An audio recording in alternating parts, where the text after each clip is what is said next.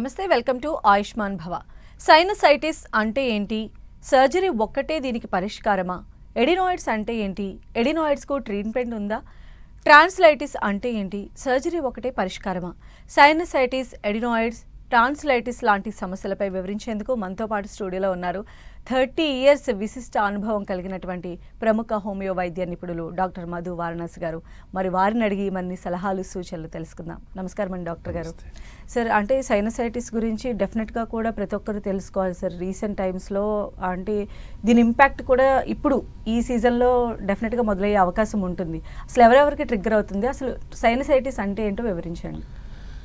జనరల్గా మనకి ఏంటి అంటే సైనసైటిస్ అనే పేషెంట్ చాలా సఫర్ అవుతాడు. చూడడానికి అది సింపుల్ ఇష్యూ లాగా అనిపిస్తుంది, కానీ మేజర్గా మెజారిటీ ఆఫ్ పేషెంట్స్ దాంతో రోజు వాళ్ళ డిస్టర్బ్డ్ లైఫ్ అనమాట, రోజు యాక్టివిటీస్లో బాగా డిస్టర్బ్ అయిపోతాయి. మీకు అంటే సైనసైటిస్ అయినప్పుడు మీకు ఇక్కడ మీకు 4 చాంబర్స్ ఉంటాయి. మీకు ఆ 4 చాంబర్స్ పస్ ఫార్మేషన్ అవుతుంటుంది. దాంట్లో ఆ పస్ ఫార్మేషన్ అయినప్పుడు మీకు ఆ ఇన్ఫ్లమేటరీ ఆరిజిన్తో ఆ ట్రిగ్గర్స్ అయినప్పుడు ఈ సిమ్టమ్స్ మేనిఫెస్ట్ అవుతుంటాయి. ఇప్పుడు మ్యాగ్జెలిస్, స్పినాయిడ్, ఎథమాయిడ్, ఫ్రాంటల్ సైనసైటిస్, ఇవన్నీ కూడా పేషెంట్స్ కామన్గా చెప్తూనే ఉంటారు. ఎక్కువగా మందికి వచ్చే పేషెంట్స్ ఎప్పుడు కూడా నాకు ఇక్కడ నొప్పి వస్తుందండి, ఇక్కడ నొప్పి వస్తుందని చెప్పేవాళ్ళు ఎక్కువ మంది ఉంటారు. మీకు అంటే మీకు సైనస్ అనేసరికి చాలామంది ఏమనుకుంటారు, మైల్డ్గా హెడేకే వస్తుంది కదా, దీనివల్ల ఏమవుతుంది అని నెగ్లెక్ట్ చేసిన వాళ్ళు ఉంటారు ఎక్యూట్ సైనసైటిస్లో.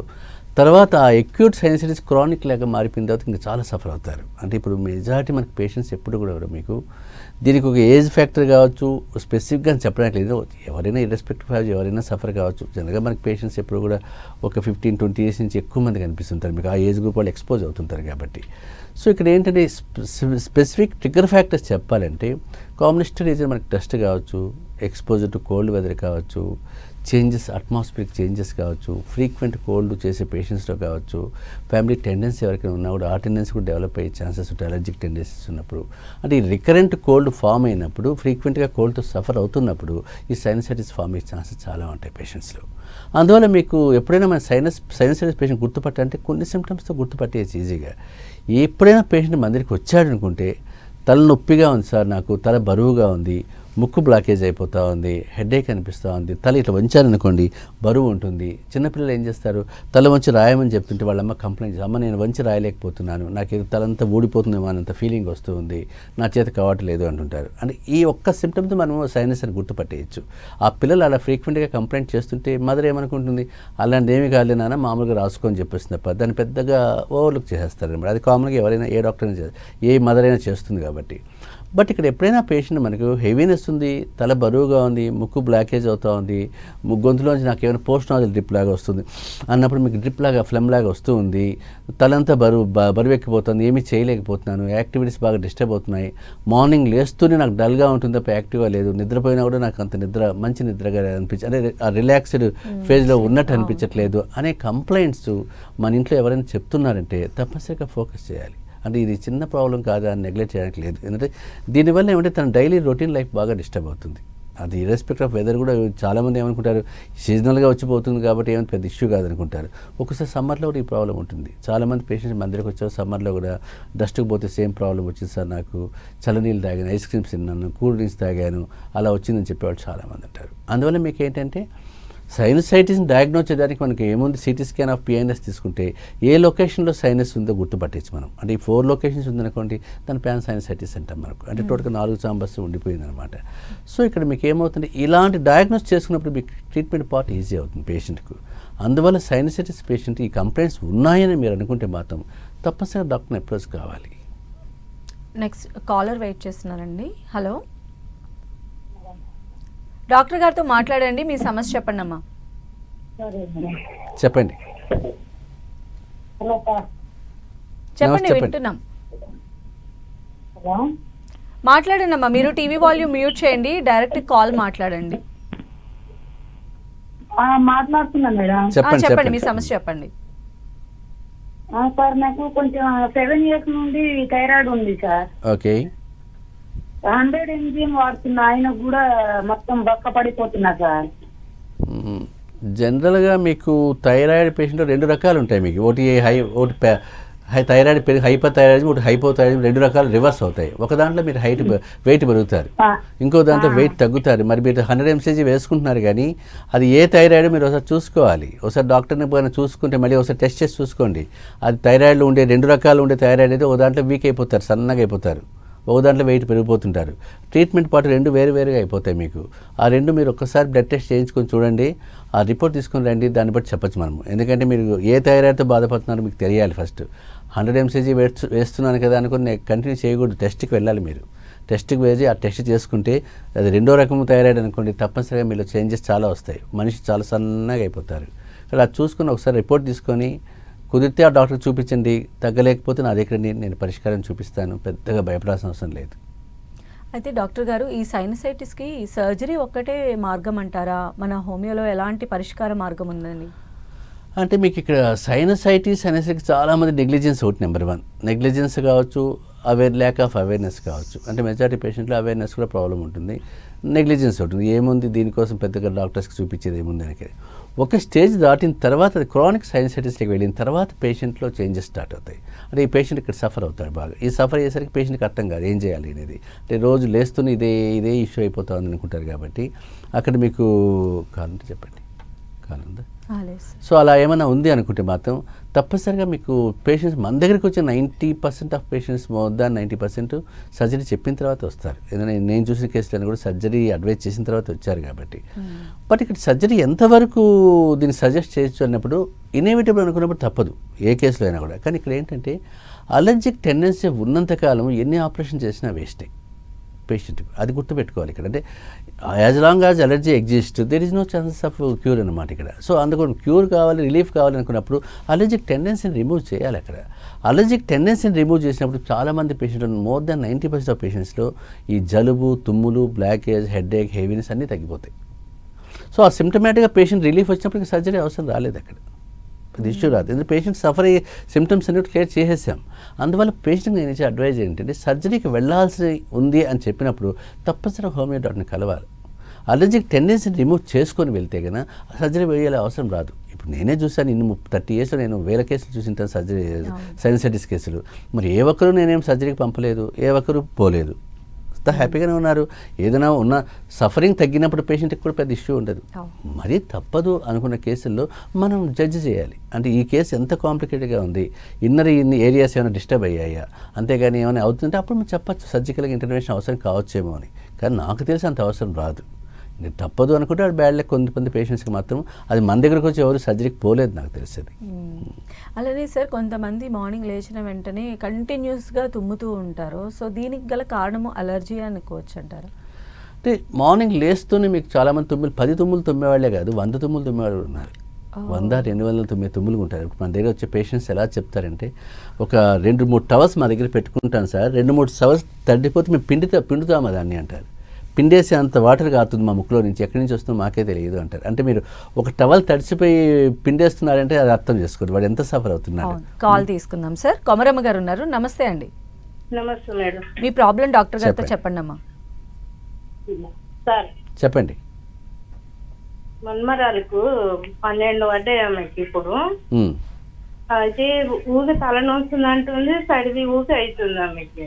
ఓకే, అది ఏం ప్రాబ్లం అవుతుందో అసలు ఏం తెలుస్తలేదు. మామూలుగా చూపెడుతారు కానీ ఏడ స్వస్థం మంచిగా అయితలేదు సార్. అంటే మీకు 12 సంవత్సరాల పిల్ల అంటున్నారు కాబట్టి నా డౌట్ కొంచెం సైనసైటిస్ ఏమైనా ఫామ్ అయ్యి ఉండొచ్చు. అలర్జీ వల్ల కూడా ఈ ప్రాబ్లం వస్తుంటుంది. సో మనకు ముక్కులో బ్లాకేజ్ అవుతా ఉన్నా, తల బరువుగా ఉన్నా, తల ఇట్లా వంచితే బరువుగా ఉంది అని చెప్తున్నా, ముక్కులు పట్టేస్తున్నాయి అనుకున్నా, ముక్కులోంచి ఎర్రలోగా పసుపచ్చగా వస్తుంటే కూడా సైనస్ అయ్యే ఛాన్సెస్ ఉంటాయి. ఒకసారి ఎక్స్రే కానీ సిటీ స్కాన్ కానీ తీస్తే తెలిసిపోతుంది, పెద్ద భయపడాల్సిన అవసరం లేదు దాని గురించి. సో ఆ ఒక్క రిపోర్ట్ తీసుకుని వస్తే కానీ మీకు ఆ సమస్య తగ్గించేయచ్చు. ఎందుకంటే అంతగా పెద్ద భయపడి 12 సంవత్సరాల పిల్లే కాబట్టి నా డౌట్ ప్రకారం ఇదే ప్రాబ్లం ఉండాలి మీకు. ఒకసారి మనిషిని చూస్తే కూడా అర్థమవుతుంది మనకి ఏంటి అనేది. అదే ఎందుకంటే మీకు మీరు చెప్పిన కంప్లైంట్స్ ప్రకారం అనుకుంటే తుమ్ములు కూడా ఉన్నాయి కాబట్టి సైనస్ కిందకే తీసుకోవచ్చు.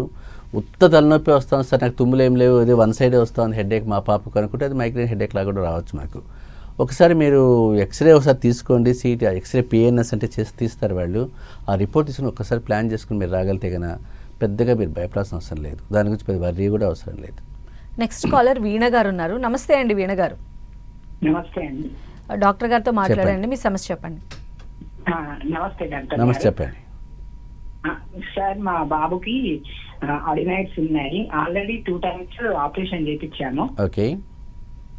అయినా కూడా బాబు మళ్ళీ నిద్రలో గురక పెట్టడం, నోటితోటి శ్వాస తీసుకోవడం అట్లా చేస్తుంది సార్. మరి దానికి మళ్ళీ ఏం చేయడం? మీరు చాలామంది ఎడినాయిస్ పేషెంట్ నేను చాలామంది కూడా చెప్పాను. ఎందుకంటే ఒక్కసారి మీరు ఒక హోమియో డాక్టర్ని కన్సల్ట్ కావాలి, ఒక మంచి హోమియో డాక్టర్ అని. ఎందుకంటే సార్ ఒక మంచి హోమియో డాక్టర్ని కలవండి. మీరు ఎక్కడుంటారో చూసుకుని ఆ లోకల్గా మంచి హోమియో డాక్టర్ని కలిస్తే కన్నా ఆ ఎడినాయిడ్స్ మళ్ళీ రాకుండా ఆపేయచ్చు. ఎందుకంటే కరీంనగర్లో ఉంటామండి మేము. మరి కరీంనగర్ కూడా మంచి డాక్టర్స్ ఉన్నారు కదా హోమియోపతి, వాళ్ళు ట్రై చేయండి ఒకసారి. దొరకకపోతే ఒకసారి హైదరాబాద్కి రండి, నేను చూసుకుంటాను. ఎందుకంటే ఎడినాయిడ్స్ 2 సార్లు చేసినా 3 సార్లు చేసినా వస్తాయి ఇవి. అందువల్ల మీకు చాలామంది పేషెంట్స్కి అదే ప్రాబ్లమ్ సఫర్ అవుతుంటారు. కాబట్టి ముందు ఆ టెండెన్సీ రాకుండా మనం ఆపేయాలి. మీ వాటికి అలర్జీ కూడా టెండెన్సీ ఉన్నట్టుంది, కాస్త అది రిమూవ్ చేసి ఎడినాయిడ్స్ రాకుండా చేయొచ్చు. మీరు పెద్దగా భయపడాల్సిన అవసరం లేదు. ఎందుకంటే స్నోరింగ్ అనేది మామూలుగా ఏ హోమియోపతి డాక్టర్ అయినా, మంచి హోమియో డాక్టర్ ఫస్ట్ 3 monthsలో తగ్గించేస్తాడు గురక అనేది. పెద్ద బాధపడాల్సిన అవసరం లేదు. సో నాకు తెలిసి కరీంనగర్లో ఒకసారి ట్రై చేయండి, ఓ మంచి డాక్టర్స్ ఉన్నారు కాబట్టి. దొరకకపోతే మాత్రం హైదరాబాద్కి దగ్గరే కదా, నేను చూసుకుంటాను. అలానే డాక్టర్ గారు, అంటే 30 years ఆఫ్ మీ ఎక్స్పీరియన్స్లో అసలు ఏంటి సార్ ఈ ఎడినాయిడ్స్ అంటే ఏంటి? ఎడినాయిడ్స్ పేషెంట్ అంటే సర్జరీ చేసినా కూడా ఫలితం లేదంటున్నారు. హోమియోలో దీనికి ఎలాంటి పరిష్కారం ఉందండి? అంటే మీకు ఎడినాయిడ్స్ చాలామంది పిల్లల్లో కనిపిస్తుంటుంది. ఇప్పుడు మన దగ్గరికి వచ్చే పిల్లలు అది అనుకుంటే అది సింపుల్ విషయం కాదు. ఎందుకంటే ఒక బాబు రాత్రిపూట పడుకున్నప్పుడు పాపైనా బాబైనా ముక్కు బ్లాకేజ్ అయిపోయింది, గురకు వస్తుంది, నోరు తెచ్చుకుని పడుకుంటున్నాడు, నిద్ర డిస్టర్బ్ అవుతుంది, ఎప్పుడు అటు ఇటు పడుతున్నాడు అంటే ఏ పేరెంట్స్కైనా ప్యానిక్గా ఉంటుంది. ఒక రోజు కాదు కదా, రోజు అదే ఇష్యూ అంటే ఆ చిన్న పిల్లాడికి లైఫ్ డిస్టర్బ్ అయిపోతుంది. చిన్న లేచినప్పటి నుంచి వాళ్ళ అమ్మకి అదే 24/7 ఇదే అవుతుంది. ఈవెన్ ఈ ఎడినాయిడ్స్ పేషెంట్లో మెజారిటీ పేషెంట్స్ నోరు తెరుచుకొని ఉంటారు. అంటే వాళ్ళు బ్రీతింగ్ ముక్కులోంచి తీసుకోలేకపోతారు కాబట్టి నోట్తో మౌత్ బ్రీతింగ్ చేస్తారు. ఈ మౌత్ బ్రీతింగ్ చేయడం వల్ల వీళ్ళకి ఏమవుతుందంటే మౌత్ స్మెల్ రావడం కానీ, డెంటల్ ఇష్యూస్ రావడం కానీ జరుగుతూ ఉంటాయి పిల్లలు ఎప్పుడు కూడా. ఎప్పుడైనా సరే ఎడినాయిడ్స్ అనేది మీకు ఏంటంటే ముక్కులో పెరిగేటివి కాదు, ముక్కు వెనకాల భాగంలో వస్తుంటాయి. అది చూసుకోవాలి. అలా ఉన్నప్పుడు మీకు ఏమవుతుందంటే స్నోరింగ్ ఉంటుంది, గురక ఉంటుంది. పిల్లాడు గురక పెడుతుంటాడు, మౌత్ బ్రీతింగ్ ఉంటుంది నైట్ పడుకున్నప్పుడు. తర్వాత ఫ్రీక్వెంట్గా కోల్డ్ చేస్తుంటుంది, బ్లాకేజ్ అంటుంటాడు, డిస్టర్బ్డ్ స్లీప్ ఉంటుంది, రెస్ట్లెస్నెస్ ఉంటుంది. ఇవన్నీ ఎడినాయిడ్స్లో తెలుసుకోవచ్చు. ఎందుకంటే ఈ సిమ్టమ్స్ పిల్లల్లో కనిపిస్తున్నాయి అనుకుంటే మాత్రం సింపుల్ ఎక్స్రే, నాజోఫారింగ్స్ అని ఎక్స్రే ఒకటి తీసుకుంటే ఎడినాయిడ్స్ గ్రేడ్స్ కూడా తెలిసిపోతాయి. 1st grade ఉందా, 2nd grade ఉందా, 3rd grade ఉందా, 4th grade ఉంది. ఆ గ్రేడ్స్ని బట్టి అల్లోపతి వాళ్ళు సర్జికల్ ఇంటర్వెన్షన్ చెప్తూ ఉంటారు మామూలుగా అయితే. మనకి ఇక్కడ ఏ గ్రేడ్ ఉన్నా కూడా పేషెంట్ సఫరింగ్ ఎక్కువగా ఉందనుకున్నప్పుడు మనం హోమియోపతి మేనేజ్ చేసుకోవచ్చు. తప్పదు, ఇన్ఎవిటబుల్, ఇంకా పేషెంట్ తట్టుకోలేకపోతున్నాడు, ఇంకా నా రాత్రిపూట పడుకోలేదు మా బాబట్టి, ఇంకా తప్పదు సర్జరీ వెళ్ళాల్సి వస్తుంది. అప్పుడైనా సరే మళ్ళీ హోమియో డాక్టర్ కానీ అప్రోచ్ అయితే మళ్ళీ ఇప్పుడులాగా రిలాప్స్ కాకుండా చూసుకోవచ్చు. ఎందుకంటే ఇప్పుడు చాలామంది పేషెంట్స్ మన దగ్గరికి వచ్చే వాళ్ళంతా ఇదే చెప్తుంటారు, ఒకసారి చేయించాం సార్ మళ్ళీ వచ్చేసాయి అని. సో ఇది ఎందుకు వస్తుంది? ఈ టెండెన్సీని రిమూవ్ చేయాలి మనం. ఇమ్యూనిటీ లెవెల్స్ పెంచాలి బాబులో. ఇమ్యూనిటీ లెవెల్స్ పెంచినప్పుడు ఈ సిమ్టమ్స్ కూడా సబ్సైడ్ అయిపోతాయి ఆటోమేటిక్గా. అందువల్ల నన్ను అడిగితే ఒక మంచి హోమియో డాక్టర్, ఒక రెప్యూటెడ్ హోమియో డాక్టర్ కనుక మీరు కన్సల్ట్ అయితే కనుక ఈ సమస్య పెద్దగా భయపడాల్సిన అవసరం లేదు. అలానే చిన్నపిల్లల్లో కూడా మనం చూసేది టాన్సిలైటిస్. అంటే వాళ్ళు ఎక్కువ ఐస్ క్రీమ్స్ అవి తింటూ ఉంటారు, ఎక్కువ బాధపడతారని చెప్పి అనుకుంటూ ఉంటారు. బట్ ఇవి రావడానికి కారణం ఏంటి సార్ అసలు? ఇది కూడా మీకు అంటే టాన్సిలైటిస్ కూడా మీకు సైడ్స్ ఆఫ్ ది గొంతు దగ్గర, థ్రోట్ దగ్గర ఉంటాయి. మీకు ఈ 2 స్వెల్లింగ్ అయిపోయి గడ్డలాగా కనిపిస్తుంది. మన నోరు తెచ్చి కానీ చూస్తే కన్నా సో 2 పక్కల 2 గడ్డలాగా కనిపిస్తుంటాయి. ఒక్కోసారి ఆ పేషెంట్స్ కూడా మీకు ఆ థ్రోట్ పెయిన్తో పాటు కూడా చాలా సీవియర్ పెయిన్తో బాధపడుతుంటారు. కాల్ తీసుకుందాం సార్. వాణి గారు ఉన్నారు. నమస్తే అండి వాణి గారు. హలో హలో వాణి గారు నమస్తే అండి. మీ ప్రాబ్లం డాక్టర్ గారికి చెప్పండి. చెప్పండి. నమస్తే సార్. నమస్తే చెప్పండి. సార్ నమస్తే అండి. నమస్తే చెప్పండి. మన్వరాలకు జర మెడ నొప్పులు వస్తున్నాయి, బాగా మెడలు కూస్తున్నాయి అంటుంది, గొంతు కూడా నొప్పిగా ఉంటుంది అంటుంది. ఏంటి సరిగా అప్పుడప్పుడు సరిగా తినలేదు సార్. ఏజ్ ఎంత అండి? ఏజీ 12 పట్టింది సార్. జనరల్గా సరిగా తినట్లేదంటే డైజెస్ట్ సిస్టమ్ వీక్గా ఉందేమో అనుకోవాలి. మెడ నొప్పులు అంటారా, అమ్మాయి ఎక్కువ మెడ వంచేమంటే ఎక్కువ ఫోన్ చూసుకుంటా ఉంది, ఏమైనా గమనించండి ఒకసారి. ఫోన్ అంటే తక్కువనే కానీ ఆమెకు బ్యాగ్ వల్లనే నొప్పి వస్తుందని అంటుంది. బ్యాగ్ వెయిట్ వల్ల కూడా నొప్పి వస్తుంటుంది. మీరు బ్యాగ్ వెయిట్ ఉన్నా కూడా మెడ నొప్పి వస్తుంటుంది. మీకు సర్వైకల్ రీజన్ కాబట్టి నొప్పులు అక్కడ కామన్గా పిల్లల్లో వచ్చేటివి అవి. సో బ్యాగ్లో కొంచెం వెయిట్ తగ్గించుకోండి.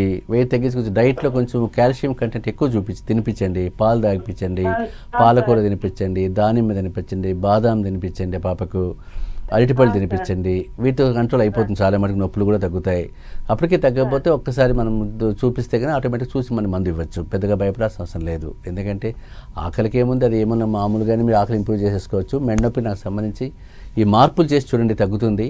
తగ్గకపోతే అప్పుడు ఒకసారి కలవండి ఒక మంచి హోమియో డాక్టర్ దగ్గరలో ఉంటే కనుక, లేదంటే నా దగ్గర తీసుకురండి, పరిష్కారం చూపిస్తాను, భయపడాల్సిన అవసరం లేదు. సార్ ఈ టాన్సిలైటిస్ గురించి సో టాన్సిలైటిస్ కూడా మీకు చిన్నపిల్లలు చాలా సఫర్ అవుతారు. ఎందుకంటే అది కూడా మీకు అనుకున్నంత ఈజీగా, దీనికి ఎడినాయిడ్స్లో ఎంత బాధపడుతున్నారు, టాన్సిలైటిస్తో మీకు ఫీవర్ కూడా ఉంటుంది. ఫీవర్ ఉంటుంది, థ్రోట్ పెయిన్ ఉంటుంది, మింగడానికి కష్టంగా ఉంటుంది, చాలా ఇబ్బంది అయిపోతుంటారు.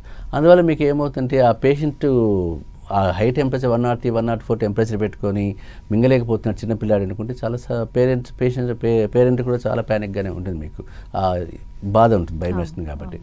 బట్ ఇక్కడ దీంట్లో కూడా మీకు ఏంటంటే ఒకసారి ఇన్ఫెక్షన్ ఎక్కువైతే ఫాలిక్యులర్ టాన్సిలైటిస్ అని కూడా డెవలప్ అవుతుంది. ఈ ఫాలిక్యులర్ టాన్సిలైటిస్ మీకు ఏంటంటే పస్ ఫార్మేషన్ అవుతుంటుంది. సో 2 గ్లాసుల పస్ మీకు పైన చూస్తే మాకు పస్ తెల్లగా ఉంటుంది. పస్ అయిన స్టేజ్లో మీకు హై ఫీవర్ ఉంటుంది, చాలా 103, 104 కూడా వెళ్ళిపోతుంది. అంటే పేషెంట్ ఇంకా బాగా సఫర్ అవుతాడు. అందువల్ల మీకు ఈ టాన్సిలైటిస్ కూడా మనం ఏంటంటే సర్జరీ ఒకటే కాదు దీనికి పరిష్కారం. అది ఈ ఫాలిక్యులర్ టాన్సిలైటిస్ వచ్చి బాగా సఫర్ అవుతున్నాడు, మా పిల్లాడు రోజు ఫ్రీక్వెంట్గా మంత్లీ బాగా ఇబ్బంది పడుతున్నాడు అంటే అది కావచ్చు, సర్జికల్ ఇంటర్వెన్షన్ అవసరమయ్యే ఛాన్సెస్ ఉండొచ్చు. బట్ మెజారిటీ కేసెస్లో మనకు ఆ టాన్సిలైటిస్తో సఫర్ అయ్యే పేషెంట్స్ వస్తుంటారు, క్రానిక్గా వస్తుంటారు కాబట్టి సర్జికల్ ఇంటర్వెన్షన్ అంత అవసరం రాకపోవచ్చు. ఎందుకంటారా, ముందు మనకు ఆ టెండెన్సీ రిమూవ్ చేసేయాలి, బాడీ ఇమ్యూనిటీ లెవెల్స్ పెంచేయాలి. థ్రోట్ ఇన్ఫెక్షన్స్ రాకుండా స్పెసిఫిక్గా మనం ప్రొటెక్ట్ చేసామనుకోండి, కొంచెం ఫుడ్లో కేర్ తీసుకోవాలి, ఎక్స్పోజర్ లేకుండా కోల్డ్ వెదర్కి ఎక్స్పోజర్ కాకుండా చూసుకోవాలి, కోల్డ్ థింగ్స్ కొంచెం అవాయిడ్ చేసుకోవాలి, కూల్ డ్రింక్స్ అవాయిడ్ చేసుకోవాలి. అది ఏది ట్రిగ్గర్ ఫ్యాక్టర్ ఉందో ఆ ట్రిగ్గర్ని మనం అవాయిడ్ చేయాలి తప్పనిసరిగా. అది అవాయిడ్ చేసినా మాకు ఈ ప్రాబ్లం వస్తున్నప్పుడు మీరు ట్రీట్మెంట్కి వెళ్ళిపోవాలి, ఒక హోమియో డాక్టర్ని కన్సల్ట్ కావాలి, మంచి హోమియో డాక్టర్ని. తప్పనిసరిగా సర్జరీకి పోయేంత అవసరం రాదు. ఎందుకంటే ఇవన్నీ కూడా చిన్న కేసెస్సే. మనం చూసే కేసులు చాలా, నేను చెప్పాను కదా, నా ఎంట్రీ లెవెల్లో ఫస్ట్ 10 yearsలో చూసిన కేసులు తప్ప ఇప్పుడు నా దగ్గరికి కేసులు రావు. నా దగ్గరికి ఇప్పుడు ఈ చిన్న అడినాయిడ్స్, టాన్సిల్స్ ఇలాంటి కేసులు రావట్లేదు కాబట్టి. బట్ ఇది సీజనల్గా చాలా సఫర్ అవుతున్నారు కాబట్టి పేషెంట్స్, దాని గురించి మనం అంత పెద్దగా భయపడాల్సిన అవసరం లేదు. నెక్స్ట్ కాలర్ వీరాంజనేయులు గారు ఉన్నారు. నమస్తే అండి. నమస్తే అండి. డాక్టర్ గారితో మాట్లాడండి, చెప్పండి. ప్రాబ్లం చెప్పండి. ఓకే అండి. చెప్పండి. సార్, నా పేరు వీరాంజనేయులు, చెప్పండి. గుంటూరు జిల్లా అమీనాబాద్. ఓకే. నాకు వయసు 69 సంవత్సరాలు అండి. ఓకే. వినికిడి లోపం ఉందండి. డాక్టర్ గారు చూపిస్తే ఒక చెవు 70% వినపట్టలేదు, ఒక చెవు 30% వినపట్టలేదు. ఓకే. చెవు ఏమి లేదు, చెవులు బాగానే ఉంది కాబట్టి వినికిడి మిషన్ కొనుక్కోవచ్చు అని చెప్పి అన్నారండి. దేని వల్ల వచ్చిందన్నారు? ఏమో ఏజ్ వల్ల వచ్చిందన్నారా, లేకపోతే ఏమైనా చెవులో ఇన్ఫెక్షన్ ఉందన్నారా? ఏమి లేదు, ఇన్ఫెక్షన్ లేదు, చెవులు బాగానే ఉన్నాయి అన్నారు. అంటే మీకు జనరల్గా వినికిడి మిషన్ తీసుకోవాలన్నారండి. వినికిడి సమస్య అన్నప్పుడు చాలా మటుకు మెజారిటీ పేషెంట్స్లో చెవులో చీము రావడము, చెవులో హోల్ పడడము ఇలాంటివి జరుగుతూ ఉంటాయి కాబట్టి దాంతో చెప్తుంటారు. మీకు ఏజ్ రిలేటెడ్గా వచ్చింది కావచ్చు ఇది, కాబట్టి ఇంక ఏ సమస్య లేదు కాబట్టి. ఒక్కసారి నర్వస్ స్ట్రెంత్ కూడా తక్కువ ఉంటుంది మీకు, న్యూరలాజికల్గా మీకు ఆ స్ట్రెంత్ కూడా తక్కువ ఉన్నా కూడా ఆ ప్రాబ్లమ్స్ వస్తుంటాయి. మీ విషయంలో ఏంటంటే ఒకటి ఏజ్ చూసుకోవాలి, ఆడియోగ్రామ్ టెస్ట్ చేసి ఆ రిపోర్ట్ చూసి ఒకసారి అర్థమవుతుంది మీకు ఎంతవరకు వీక్ అయింది అది అనేది. దాన్ని బట్టి మీకు సరే హోమియోపతి ట్రై చేయండి, 3-4 months అక్కడ మీకు గుంటూరులోని ఏమైనా ఇంప్రూవ్మెంట్ ఉంటుందో చూడండి ఒకసారి. 3-4 months తర్వాత కూడా ఇంప్రూవ్మెంట్ ఏం లేదు సార్, పెద్దగా రెస్పాన్స్ లేదంటే ఇంకా మీరు హియరింగ్ ఎయిడ్ పెట్టుకోవాల్సి వస్తుంది, తప్పదు. నెక్స్ట్ వెంకట్ గారు ఉన్నారు. నమస్తే అండి వెంకట్ గారు. నమస్తే అండి. డాక్టర్ గారితో మాట్లాడండి. నమస్తే డాక్టర్ గారు. నమస్తే, చెప్పండి. నాకు సైనసైటిస్ ఎప్పటి నుంచో ఒక 30-40 years నుంచి ఉంది, ఇప్పుడు 64 years. ఓకే. అయితే ఇప్పుడు ఈ మధ్య సర్వికల్ ఇది కూడా వచ్చింది. ఓకే. ఓకే. నాకు ఎక్కువ ముక్కు దానికన్నా చెవు దురదలు ఓకే ఎక్కువ ఉంటుంది, గొంతు అంతా పొడిబారినట్టు దగ్గుగా వస్తున్నట్టుంది. ఓకే. ఓకే. అది ఇప్పుడు ఈ సర్వికల్ దాన్ని కూడా దానికి ఏమైనా రిలేషన్ ఉందా అండి, లేకపోతే సర్వైకల్ కేసుకు దీనికి ఏం పెద్ద సంబంధం లేదు. మీకు ఇరిటేషన్, ఇచ్చింగ్ ఇవన్నీ కూడా అలర్జిక్ టెండెన్సీకి సంబంధించినవి.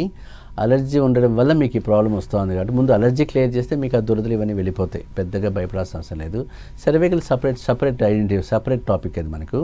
సో మీకు నన్నైతే ఒకసారి ఎక్స్రే సర్వైకల్స్ పైన కానీ, మరీ ఎక్కువ ప్రాబ్లం ఉంటే ఎంఆర్ఐ సర్వైకల్ స్పైన్ కానీ, ఈ అలర్జీకి సంబంధించి ఒకసారి పిఎన్ఎస్ కానీ తీసుకుంటే కదా దాంట్లో ఏంటో ప్రాబ్లం ఏదో తెలుస్తుంది మీకు, ఆ టెండెన్సీ ఎలా ఉంది అనేది.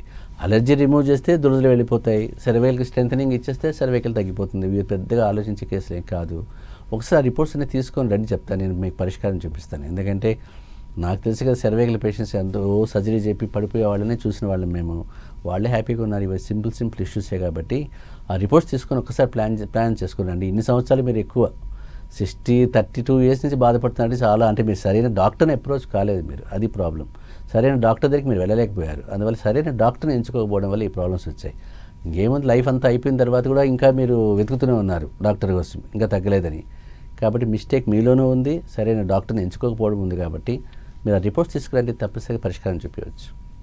సార్ అయితే ఈ ఐబిఎస్ అంటే ఏంటి, దీన్ని అసలు ఎలా ఐడెంటిఫై చేయాలంటారు? ఐబిఎస్ సమస్య కూడా మీకు ఇరిటబుల్ బవల్ సిండ్రోమ్ అంటాం మనం. ఐబిఎస్ కూడా చాలా తలనొప్పి కేసే. ఎందుకంటే తలనొప్పి కేసు అంటే పేషెంట్స్ బాగా సఫర్ అయ్యే కేసు. ఎలా అంటే పేషెంట్కి మార్నింగ్ లేస్తూనే మోషన్స్కి వెళ్ళాల్సి వస్తుంది. అది లూజ్ మోషన్ కావచ్చు, హార్డ్ మోషన్ కావచ్చు, ఏదైనా కావచ్చు. కొంచెం ఇరిటేటివ్ ఫుడ్ తిన్నా కూడా, అంటే తనకు పడని కొంచెం స్పైసీ ఫుడ్ తిన్నా, లేదా బయట ఫుడ్ తిన్నా, ఏదో చిన్న మిరపకాయ బజ్జీ తిందామన్నా, పకోడీ తిందాం, సమోసా తిందామని ఆ క్రేవింగ్స్ ఉన్నా కూడా ఆ ఒక్క క్రేవింగ్ కూడా ఫుల్ఫిల్ చేసుకోలేడు పేషెంట్. ఎందుకంటే అది తింటే అతనికి లూజ్ మోషన్ అయిపోతుంది, వెళ్ళిపోవాల్సి వస్తుంది, స్టమక్లో డిస్టర్బెన్స్ అయిపోతుంది, తిప్పేస్తుంది, తప్పనిసరిగా బాత్రూమ్కి వెళ్ళాల్సి వస్తుంది. ఈ భయానికి బయటకు ఎక్కడ వెళ్ళడానికి ఛాన్సే లేదు. ఇంట్లో తిందామంటే కూడా స్పైసీ ఫుడ్ తినలేదు. ఎప్పుడు పెరుగన్నం తిన్నాను, పప్పన్నం తిన్నాను, మెత్తగా చప్పగా తిన్నాను, కొంచెం నాకు పడట్లేదు డాక్టర్ గారు అని చెప్తారు. ఈ IBS patients digestive system issue కాబట్టి ఎక్కువగా ఫ్రీక్వెంట్ లూజ్ మోషన్స్ కానీ, ఆల్టర్నేటివ్ కాన్స్టిపేషన్ కానీ, డయేరియా కానీ జరుగుతూ ఉంటుంది మీకు. అంటే ఒకసారి మోషన్స్ కావచ్చు, ఒకసారి కాన్స్టిపేషన్ కావచ్చు, స్టమక్లో పెయిన్ రావచ్చు, బైల్ డిస్కంఫర్ట్ కావచ్చు, మోషన్లు జిగురులాగా ఉండొచ్చు, కొన్ని బ్లడ్ పడవచ్చు, number of times frequency of stools వెళ్ళాల్సి వచ్చే మోషన్స్ వెళ్ళే ఛాన్స్ ఉంటుంది మీకు. అంటే ఈ సిమ్టమ్స్ అన్నీ మిక్స్డ్ సిమ్టమ్స్ అయిపోతాయి మీకు. ఇరిటబుల్ బవెల్ సిండ్రోమ్ అంటే దాంట్లో తెలిసిపోతుంది. అంటే బవెల్స్ ఇరిటేట్ కావడం వల్ల వచ్చే ప్రాబ్లమ్స్ అనేది దీంట్లో వస్తున్నాయి కాబట్టి. సో మనకి అప్పుడు ఏమవుతుంది, మీకు ఇరిటబుల్ బౌల్ సిండ్రోమ్లో మీ పేషెంట్కు అన్నీ తిరిగేస్తాడు, అందరు డాక్టర్ తిరిగి చివరి చేతి ఎత్తేస్తాడు, ఇంక నా చేత కాదు. అప్పుడు మీకు హోమియో డాక్టర్ కనిపిస్తాడు. అప్పుడు హోమియో డాక్టర్ దగ్గరికి వెళ్ళాలి, ఇన్ని రోజులు బాధపడ్డారని. నిజంగా హోమియోపతి దీనికి చాలా మంచి పరిష్కారం ఉంది. నెక్స్ట్ కాలర్ సాహితి గారు ఉన్నారు. నమస్తే అండి సాహితి గారు. చెప్పండి. సాహితి గారు డాక్టర్ గారితో మాట్లాడండి. డాక్టర్ గారు చెప్పండి. గొంతు నొప్పి బాగా ఉంటుందండి, మెడజవాళ్ళ నొప్పులు. ఓకే. ఆయాసం వస్తుందండి బాగా. గొంతు నొప్పి రోజు ఉంటుందా, అప్పుడప్పుడు వచ్చిపోతుందా? అప్పుడప్పుడు వస్తుందండి. మరి ఏదైనా చల్లనీళ్ళు తాగితే రావడం కానీ అట్లాంటివి ఏమైనా ఉందా? నీళ్ళు మారితే రావడం కానీ? కూలింగ్ నీళ్ళు తాగినా వచ్చిందండి. ఓకే. కూలింగ్ నీళ్ళు తాగినా వచ్చిందండి. ఓకే. ఏమైనా ఆయిలీ ఫుడ్ తిన్నా వచ్చేస్తుందా? అంతా వచ్చిందండి. మరి నాకు ఆయాసం బాగా ఎక్కువగా ఉంటుంది. ఆయాసం కూడా వస్తుంది, మరి టెస్ట్ చేయించుకోలేదు మీరు? ఏమైనా ప్రాబ్లం లోపల ఉందేమో అని? అదివరకు ఒకసారి చూసుకున్నానండి. ఈ మధ్య చూపించలేదా? మందులు ఆడితే తగ్గిందండి. అంటే మీకు గుర్తుపెట్టిన 2 రకాలుగా చూడాలి ఇక్కడ. మీకు తీర్చాయి ఉన్నాయండి. నాకు ఒకసారి తీర్చాయి ఇచ్చారు. ఏమిచ్చారు? తీర్చాయి గొట్టవాళ్ళు పీల్చేటి. Okay okay. ఆయాసం వచ్చినప్పుడు అది తీర్చేనేమో తగ్గుతుంది, లేకపోతే మళ్ళీ ఎక్కాలిగా ఉంటుంది. Okay okay. అయితే కూడకూడదు అవి కూడా అని వేరే డాక్టర్ గారు చెప్పారు. అంటే ఎక్కువ రోజులు వాడకూడదు. ఎక్కువ రోజులు వాడడం వరకు మీకు నోటి పొడి ఆరిపోవడము, థ్రోట్ డ్రైగా ఉండడం ఇవన్నీ జరుగుతుంటాయి. ప్లస్ స్టీరాయిడ్ ఇన్హేలర్స్ కూడా ఉంటాయి దాంట్లో, ఫ్లోరోకాట్ లాంటివి, అవి కూడా ఎక్కువ వాడకూడదు. కాబట్టి మైన్యూట్ అమౌంట్సే కానీ ఏమీ కాదు. కానీ బట్ ఒకసారి మీరు ఏం చేయాలంటే, ఒక్కసారి మంచి హోమియో డాక్టర్ని కలవండి మీ దగ్గర. తప్పనిసరిగా ఇవన్నీ ఏమీ లేకుండా అయిపోతాయి మీకు. 3 నెలల్లోనే మీకు రిలీఫ్ వచ్చేస్తుంది, భయపడాల్సిన అవసరం లేదు. ఇవన్నీ చాలా సింపుల్ కేసెస్, పెద్ద ఆలోచించాల్సిన అవసరం లేదు. నేను కూడా నా దగ్గర కూడా రమ్మని చెప్పట్లేదు, ఎందుకంటే ఇవి చాలా చిన్న కేసులే కాబట్టి. లోకల్గా ఉండే మీ హోమియో డాక్టర్ని కలవండి ఒకసారి, మంచి డాక్టర్ను, తప్పనిసరిగా పరిష్కారం వస్తుంది. అప్పటికి అక్కడ కూడా తగ్గలేదు అనుకుంటే రండి, నేను చూపిస్తాను. మీరు ఏం వాడకుండానే నిలిపేస్తాను, ఏ ఇబ్బంది లేకుండా. ఎందుకంటే ఇవి చాలా చిన్న కేసులే, మీరు పెద్దగా ఆలోచించాల్సిన అవసరం లేదు. Right, thank you so much అండి డాక్టర్ గారు. ఈరోజు సైనసైటిస్ రిలేటెడ్ ఇష్యూస్ అన్నిటికీ కూడా చక్కటి పరిష్కారాలు మాకు తెలియజేసినందుకు థ్యాంక్ యూ సో మచ్. ఇది వాళ్ళ ఆయుష్మాన్ భవ. చూస్తూనే ఉండండి 10 TV.